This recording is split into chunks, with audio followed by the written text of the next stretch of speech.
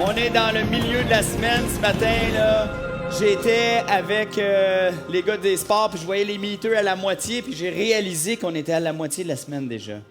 Wow. Là, ce matin, j'ai comme un petit test pour toi, super facile, avec une question ensuite de ça un peu plus difficile. OK? Est-ce que vous êtes prêts? Alors, est-ce que vous êtes capable de me dire c'est qui ça? Je vous l'ai dit, c'était pour être facile. C'est qui, lui? Ben oui, vous connaissez votre culture du super-héroïque. C'est qui celui-là? Hey, c'est vite, c'est vite, c'est vite. OK. Là, je me disais peut-être qu'il y a du monde ici qui ne savent pas pantoute c'est qui ça. Ah oui, il y en a peut-être 2, 3. Oui. OK, attention, prochain. J'ai besoin de le silence pour la prochaine slide, sinon elle ne viendra pas. Ça c'est qui ça? Oh là, j'entends plein d'affaires. Ouais, c'est un Jedi, mais lequel? Ah, j'ai entendu. Obi-Wan. Et Obi-Wan Kenobi. Obi-Wan Kenobi. Ça, c'est qui ça? Là, on fait appel aux experts. Les experts. Oh, j'en ai entendu qui l'a dit? Le Phoenix. Ça, le Phoenix, là, c'est un super-héros ultra puissant. Les connaisseurs le savent, là, que le Phoenix peut détruire toute la planète ensemble. Là. Il faut qu'elle contrôle son pouvoir parce que sinon, là, c'est grave, c'est dangereux. Maintenant, ça, c'est probablement celui qui a vendu le plus de T-shirts et de boîtes à lunch dans les dernières années. Black Widow, oui. Black Widow qui a finalement eu son propre film à un moment donné. OK, attention, silence. Pour la prochaine slide. Là, on est rendu à... Ah! Vous le connaissez. Vous connaissez Baymax. OK. Parce que moi, mes enfants sont tous rendus vieux, quasiment des adultes. Puis ils écoutaient ça quand ils avaient votre âge à vous autres. Ça doit faire moins de 10 ans, mais là, vous connaissez Baymax. C'est cool, ça. Alors là, c'est ma question difficile. Regarde-les bien. Je t'en ai présenté 9. Là, tu les vois tous au complet. Qu'est-ce qu'ils ont en commun? Qu'est-ce qu'ils ont fait, eux autres, qui fait qu'ils sont comme un peu pareils? Oui. C'est tous des super-héros gentils, oui, mais il y a plus que ça. Oui. Oui, M. Habib. Oh boy, lui, il est allumé. Hey, c'est exactement ça. Ils se sont sacrifiés. Tous ces super-héros-là se sont sacrifiés. Ils ont été prêts à donner leur vie pour sauver la situation. Ils se sont sacrifiés pour aider leurs amis ou pour pour une plus grosse victoire cosmique. Ils ont donné leur vie, comme Batman. Batman, là, dans le dernier, il prend une bombe atomique qui s'en va pour exploser Gotham City. Puis là, lui, il fait « Je vais prendre la bombe atomique sur moi. » Puis là, il la prend avec son hélicoptère, sa Batcopter, puis il s'en va. Puis là, il y a comme un moment de silence. Puis là, tu vois l'espèce de flash atomique. Mais, là, après ça, on ne sait pas trop s'il est vraiment mort, s'il en est sorti, ou on laisse entendre que peut-être. Mais il était prêt à donner sa vie pour sa ville. Superman a donné sa vie aussi. Tu vois, là, il y a comme une blessure dans son cœur. Il a donné sa vie pour, je pense, détruire Doomsday. Doomsday qui est en train de créer la fin du monde. Superman a donné sa vie pour sauver le monde entier. Baymax, là, je te donne des punchs, là. Mais Baymax, lui, il a donné sa vie pour sauver son ami. Son ami était foutu, puis il a donné sa vie. Captain America. Là, dans cette situation-là, lui, il ne meurt pas. Mais dans cette situation-là, il est en train de conduire un avion qui s'en va là, avec plein de bombes, qui s'en va détruire toutes les villes, toutes les grandes villes. Puis là, lui, il pilote l'avion, puis il n'est pas capable d'arrêter. C'est qu'il dit, le seul moyen, c'est que je crash l'avion dans le fond de la mer, puis il n'y a pas de parachute, il ne peut rien faire. C'est que là, lui, il crash l'avion, puis dans sa tête, là, il va mourir. Puis effectivement, on ne le voit plus pendant comme 90 ans ou quelque chose de même. Puis là, finalement, il n'était pas mort. Il était juste comme conservé, parfaitement intact, pour continuer les films avec lui. Et Iron Man. Là, je m'excuse, là, je vous donne plein de punch, là. Mais ça, c'est Iron Man qui s'en va pour rétablir, là, qu'est-ce que Thanos avait fait. Il avait wipé la moitié de la planète. Et puis là, ça, c'est sa dernière respiration. Tu le vois, là, il y a de la peur. Tu vois dans ses yeux. Là, il pleure un peu. Il va quitter ses amis, mais il fait ça parce qu'il aime ses amis, puis il veut sauver le monde. C'est son dernier respire avant de faire le finger snap qui va lui exploser la moitié de la face. Mais il sauve, il rétablit toutes choses. Alors, Groot aussi. Groot, là, là, ils sont en train de se dire les derniers adieux. Puis Groot, encore là, ils sont dans un vaisseau qui va s'écraser. Puis Groot, il encercle tous ses amis, là, si vous vous en souvenez du film. Il encercle. Oui, il est mort. Les autres Groot, là, c'est comme une repousse. Là. C'est pas tout à fait lui. C'est pas la même conscience. C'est que lui, il sacrifie sa vie pour protéger. Il se dit, je vais faire une grosse boule en l'entour de mes amis. Puis ils ne mourront pas. Moi, je vais mourir, mais mes amis vont survivre. Il n'y a pas de plus grand amour que de donner sa vie pour ses amis. Ça, c'est qui a dit ça? Jésus a dit ça. Jésus, le héros des chrétiens. Est-ce que Jésus, il est comme ça avec une armure, avec une croix qui flash, puis une cape, puis tout, puis avec la musique? Non. Jésus, il s'est présenté comme ça à nous. Dans Ésaïe 53:2, on voit que le serviteur, Jésus est venu comme un serviteur. Le Créateur, ça commence comme ça, le serviteur a grandi comme une plante. Une plante quoi? Forte? Faible. Comme une racine qui sort d'une terre sèche. Il n'avait ni la, ni le qui attire le regard. C'est drôle comment que les films ils imitent Jésus. C'est drôle comment que les films, c'est le prestige des beaux acteurs. Puis ça attire le regard, et puis c'est beau, des belles couleurs. Puis les films imitent l'histoire de Jésus continuellement. Si tu es un chrétien attentif, là, tu vas voir, surtout dans les super-héros, on va voir là, Superman qui ressemble à Jésus, et les gens aiment cette histoire-là. Parce qu'ils ont besoin de cette histoire-là. Ils ont besoin d'être délivrés du mal. Ils savent que le mal existe dans notre monde et ils aiment l'idée d'un sauveur prestigieux qui vient, qui prend soin d'eux au point de se sacrifier parce que les gens savent que l'amour est une valeur qui vaut la peine d'être vécue. Mais ils savent tout ça, mais ils ne se rendent pas compte que c'est Jésus qu'ils veulent. Ils ne veulent pas Jésus. Jésus, c'est plate. Jésus, c'est pas beau, c'est pas prestigieux, c'est mieux. C'est mieux Superman, avec la musique, la couleur, puis tout. Mais les gens, ils ne connaissent pas la Bible, ils ne se rendent pas compte à quel point ils sont toujours en train de répéter et désirer cette histoire-là. Les scénaristes, eux, ils sont conscients de ça, puis ils jouent avec ça. Regarde quelques exemples.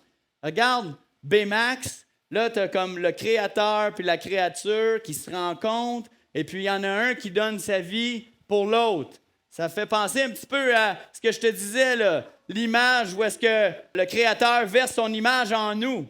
Hein? Mais regarde, tu vois-tu la ressemblance? Puis regarde ici, regarde. Ça, là, c'est fait par exprès, ces choses-là. Les gens, ils ne savent pas. Mais quand tu es chrétien, tu le sais qu'il y a une intention de répéter cette image-là, de répéter l'histoire de Jésus, mais sans Jésus dedans.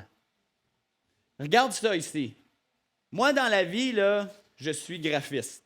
C'est que je suis attentif à ce genre de détails-là. Et puis, ici, là, sur l'image, là, qu'est-ce qu'on voit? On voit plein de super-héros. C'est tous les amis là, de Iron Man. Ils sont protégés du vilain en arrière. Tu as le vilain ici, là, Thanos, puis Iron Man, il est comme ça, puis il dit, moi, je me mets entre mes amis, puis Thanos, puis ça ressemble à quoi, ça? Ça ressemble à une croix. moi, quand j'ai vu ça, là, j'ai juste vu le poster. Puis là, j'ai commencé à dire à mes amis, j'ai dit, ça l'annonce que Iron Man va mourir. Je sais que Iron Man va mourir. Ça, là, ils savent exactement ce qu'ils font. C'est Jésus qui protège ses amis contre le vilain. C'est clair que c'est ça. Ça ressemble, regarde la différence, là, regarde, Jésus, Iron Man. Jésus, Iron Man. Jésus, Iron Man. L'as-tu vu? Sauf que l'affaire, c'est que les amis à Jésus sont où? Ils sont partis. Dans Romains 5:8, Dieu prouve son amour envers nous en ce que lorsque nous étions encore des pécheurs, Christ est mort pour. Alors le vilain habite en nous, mais Jésus nous aime quand même. Iron Man, là, lui, il est mort pour ceux qui aimaient.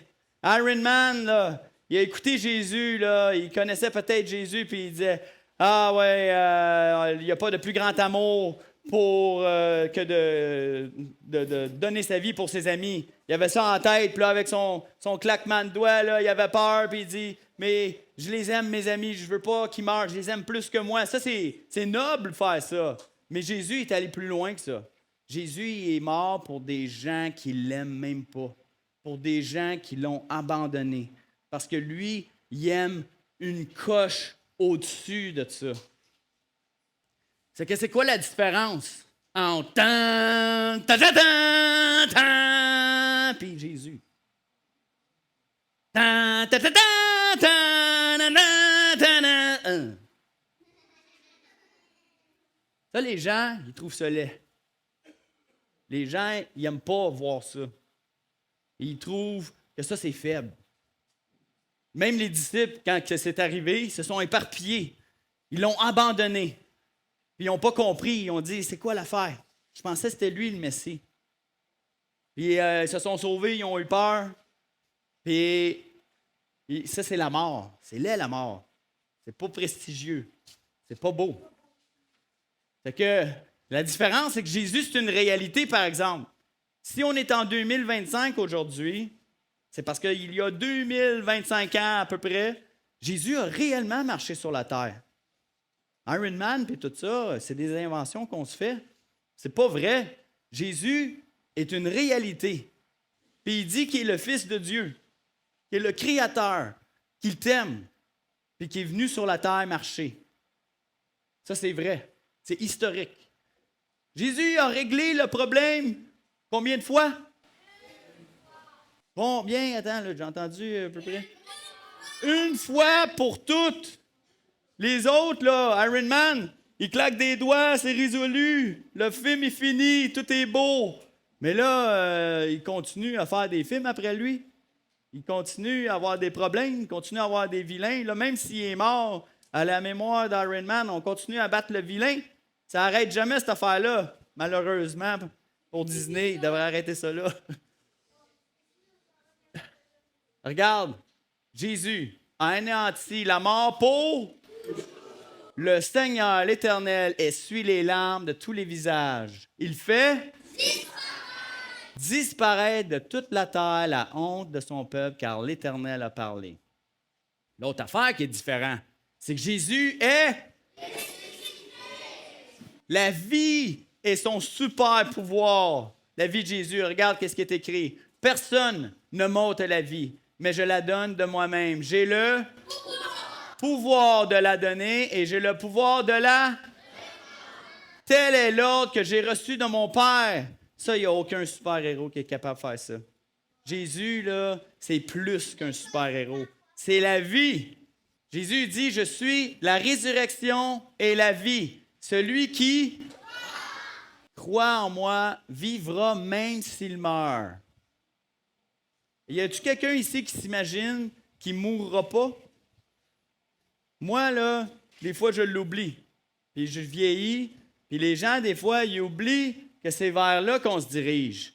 Mais là, il est en train de dire, celui qui croit en moi vivra même s'il meurt.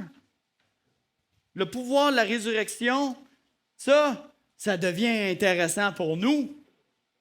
Je suis le et le. Ça veut dire qu'il n'y a personne avant Jésus. Il n'y a pas un super-héros. On a vu là, Moïse, Samson, jusqu'à date. Il n'y a personne avant Jésus qui a accompli ça puis qui a ce pouvoir-là. Puis je vais te dire, il n'y a personne, c'est le dernier aussi, il n'y a personne après lui. C'est le seul. Jésus est le seul chemin. Le vivant. J'étais mort et voici, je suis vivant pour l'éternité. Regarde dans ses mains, qu'est-ce qu'il tient? Je tiens les clés de la mort et du séjour des morts. Comment est-ce que c'est possible? Je vais vous le dire un petit peu aujourd'hui, mais demain, on va s'en parler en grandeur, en profondeur. Mais je vais vous montrer ce verset-là.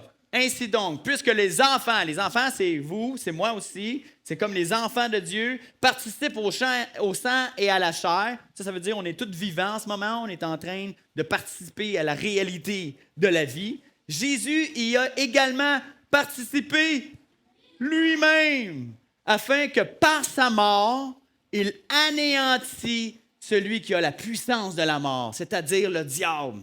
Alors, le diable, le vilain, c'est lui qui a la puissance de la mort en nous mettant, en nous accusant, en nous mettant des péchés sur notre dos. Puis là, Jésus est arrivé par sa mort, il est descendu voir le vilain, puis il dit, « Donne-moi ça, cette clé-là, ça ne t'appartient plus.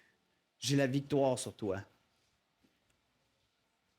Alors, Jésus a cette puissance-là de la résurrection. Et c'est une espérance vivante pour nous autres. Ça, c'est pas mort. C'est vivant pour nous. C'est que les super-héros sont imaginaires, mais Jésus a vraiment existé. Et puis, certaines personnes douées peuvent nous sauver de certains dangers. Comme moi, je sais quoi faire, il fait son possible. Il nous aide pour de vrai, moi, je sais quoi faire, je trouve. Super quoi faire. Mais Jésus nous délivre du mal et de la mort et nous offre la vie éternelle. Alors, moi, là, j'aimerais ça faire quelque chose avec toi. J'aimerais ça prier avec toi aujourd'hui, avant notre journée. OK?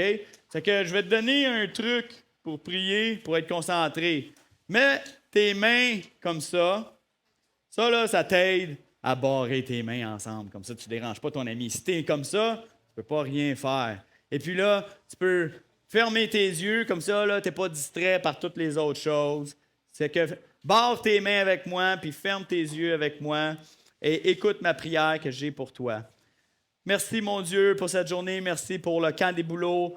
Seigneur, tu es la vie dans chaque petit cube de terre, dans chaque petit cube d'air, dans chaque petit cube d'eau. Cette planète regorge de la vie et tu as mis cette vie en nous, Seigneur, ta propre vie que tu as soufflée dans nos narines. Et on veut être reconnaissant pour cette vie-là. On veut l'utiliser pour toi. Et Seigneur, garde-nous du vilain aujourd'hui. Induis-nous pas en tentation. Délivre-nous du mal, mon Dieu. Et je te prie que tu puisses disposer notre cœur pour qu'est-ce qu'on va entendre demain. Pour comment est-ce qu'on peut devenir un enfant de Dieu et te suivre, Seigneur, et avoir cette vie éternelle. Hey, merci beaucoup. Amen.